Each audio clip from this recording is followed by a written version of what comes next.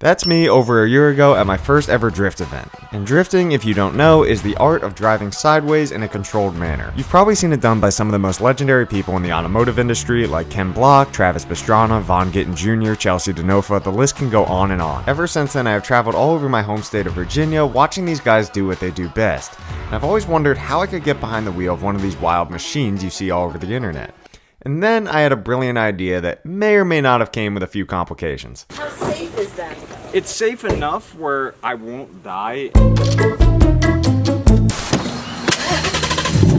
So this whole thing started about 3 weeks ago when we finally decided to turn my daily driver into a track car. This is my daily driver, and in this video I'm going to be challenging myself to turn this car. Only problem was, we had no planning, incorrect tools, not an idea in the world of how to assemble a car, and most importantly, we didn't have any of the parts necessary to start the build process. But we may have a solution to kick us off. Yeah, so one of the Honda Challenge guys sold it to me. Oh wow, this is actually tight as shit. I fit in it. The seat has been acquired. After acquiring the seat and ordering some brackets, me and John thought we had enough to kick this video off while we waited for other parts to show up. And that was our first mistake. Did it plug? You threw it just here. Dunk. Alright, so now that the airbag is disconnected and I won't decapitate myself, we're gonna try and pop this seat out. This thing's loud. Take cover! Hit the deck! I am not confident that this is even the right bolt, but it's a bolt on the floor, so yeah, I'm using a wrench. We either can blindly do this and or plug the battery in, move the seat up all the way, and hope that the airbag doesn't go off. Yeah, might as well. So the seat is fully undone, so it should theoretically just lift right up. Oh, yep, it comes right out. I really hope this airbag doesn't go off. We'll find out if I explode or not. Oh my God, this is heavy. Here's the big moment of truth. I'm not 100% certain that these brackets will fit. They won't. Dude, that doesn't even work. It does. It should be sitting this way. Yo, I just figured out a solution. Yeah. So, what are you gonna do? We're gonna jerry rig it. How safe is that? Not safe at all. It's safe enough where I won't die. Did you order the right brackets? Yeah. Well, clearly not if they don't fit. Although my brother's sarcastic comments were annoying, he was right. Kinda. The brackets I ordered for the seat were right, they just were designed for the seat and not the floor of the car. Which led me to have another terrible idea, which was to use the brackets off my driver's seat and mount them to the floor, and then mount the other brackets to those brackets.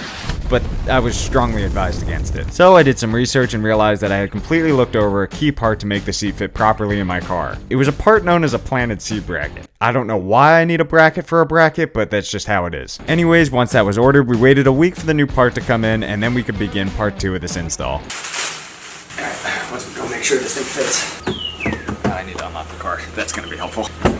Alright, so the bracket lines up perfectly. Now we just gotta see if the secondary bracket that was supposed to go there will fit onto this bracket, which I pray to God it does, because if it doesn't, I will be pissed. Let's see where this lines up. Okay, so we got a minor problem. It's not lining up, but I have a solution. We're gonna flip the brackets inside out. I don't know if it's really meant for that, but we're gonna try and make it work. That's better. Okay, so we're going to install the 5-point harness now, and then we should be good to go. Now that all the insulation's gone too, this car is going to be loud as shit on the inside. So what I'm doing now is actually pulling off this plastic piece right here to get to the bolt that's going to mount in the other part of the harness.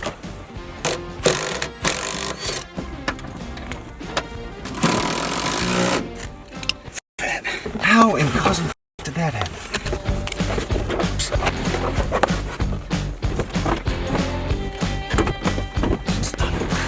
Oh, thank God. Perfect. Holy shit. We're done. That's actually a lie. Unfortunately, we were not remotely close to done due to the fact I posted some of the footage on Instagram and you guys graciously pointed out that the way I mounted the harness is actually a really good way for me to snap my neck and possibly paralyze me in an accident. And the reason that is because when the straps are putting too much pressure on the shoulders, if you get into an accident, it can really compress your spine and cause a lot of damage. So the way to prevent that is by getting a harness bar and straightening out the straps. So that's what we ordered next, and when I tell you this thing was a pain in the ass to install, it was an absolute pain in the ass. Good morning. Cue the obnoxiously loud garage door.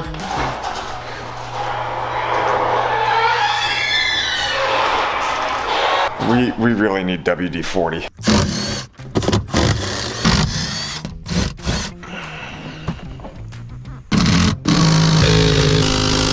Slide right on out. Both driver and passenger seat, beautiful. Perfect. All right, pull this back. Who uses this much tape to package something? This is an unnecessary amount of tape. Is there directions on how to install this, or am I just winging it? Ah, piece of paper. And it's a sticker. How the f am I gonna install this? All right, boys, I guess we're just doing giant Legos and guessing everything. This is a cool sticker, though, I'll give them that. I've never seen a company use so much tape when packaging something up. This is just like, what? I think these are the middle pieces, but I'm not sure.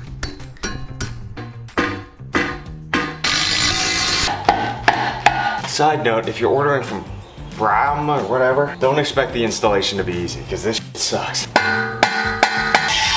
Wow, that was so much easier. All right, so we probably should disconnect that first before we start anything else.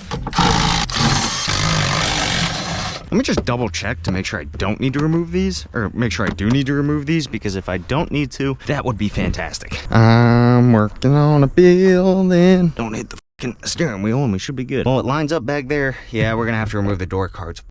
All right, to remove these door cards, or not door cards, but side panels is quite simple. You just kind of reach under here, just disconnect the clips, because if you pull too hard, you're gonna break it. See, once that's out, your blocker for this is no longer there, because that's where one of the other clips kind of goes in and blocks this. There we go. Okay, and that should just pop right out. And that should slide right out. That will lay right there. This one's a lot easier because I already took it out and I don't think I snapped all the parts back in. Then this can be reinstalled right here. And the best part about this whole build is to put everything back to stock isn't going to be crazy hard if I ever decide to sell the car, which I don't plan to, but you know, it happens. Please tell me I have to push down and not up. Let's go.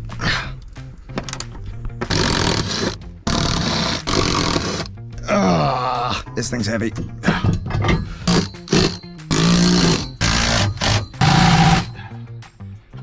My eardrums. Now I just gotta bolt that seat back in and we should be good. All right, so these are the two shoulder straps that are going to go around this. We just gotta f with the D-rings a little bit. And then this is already bolted in. Do that one, and then we should be good. Not going super tight off this rip. Just as so. Let's do the zip tie thing first before anything. Fucking zip that shut, trim off the excess.